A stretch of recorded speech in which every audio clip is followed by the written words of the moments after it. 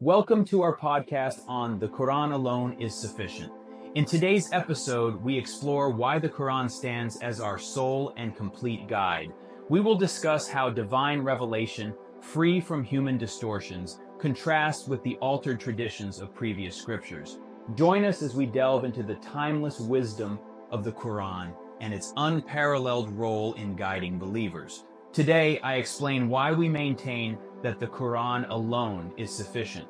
One of the primary reasons for this assertion is that the Quran teaches us lessons from the stories of previous peoples, their errors and distortions. For example, the Quran criticizes the Jews for adding extra texts to the Torah and altering its meanings. When Moses received the Ten Commandments in the Valley of Tuah, extra commandments were fabricated, leading to an oral tradition, Gemara, that evolved into the Mishnah and later the Talmud.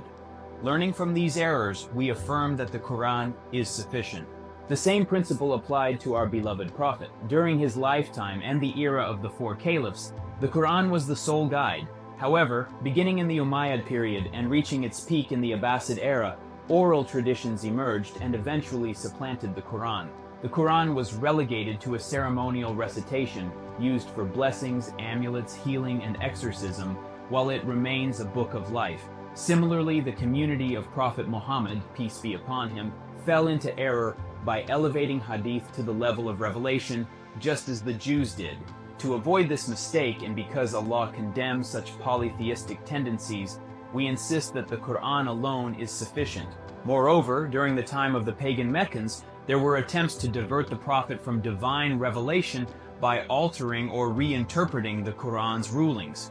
Verses in Surah Al-Isra, Al-Haqqa, and Yunus warn him against deviating from what has been revealed, emphasizing that he must adhere only to the divine message.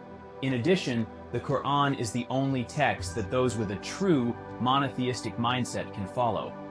Polytheists, by their nature, fragment their religion into various sects, each with its own book, a situation criticized in Surah Ash-Shura, Ar-Rum, and Al-An'am. Our beloved Prophet conveyed his message solely through the Quran. As stated in Surah Al-An'am, "This book was revealed to me so that I might warn everyone it reaches." He asked for nothing beyond the revelation, and thus we follow only the Quran. The Quran is also our sole guide, as confirmed in verses from Surah Al-Baqarah, Al-Isra, and Al-An'am, where it is declared to be the only path that leads to the truth. It is the one book that leads us from darkness to light, as in Surah Ibrahim, and is uniquely preserved, unlike the hadith, which are subject to human error. Allah protects the Quran, Surah Al-Hijr, ensuring that not even a single word can be altered, while countless hadith remain inconsistent and contradictory.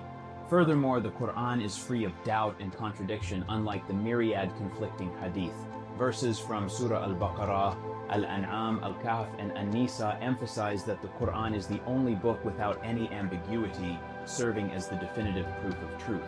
For these reasons, its clarity, its preservation, its role as the sole guide, and its capacity to lead us directly to Allah, we assert that the Quran alone is sufficient. I greet all who uphold this principle with the peace of Allah. Thank you for listening to our discussion. If you found this episode insightful, please like, share, and subscribe for more in-depth explorations of divine guidance.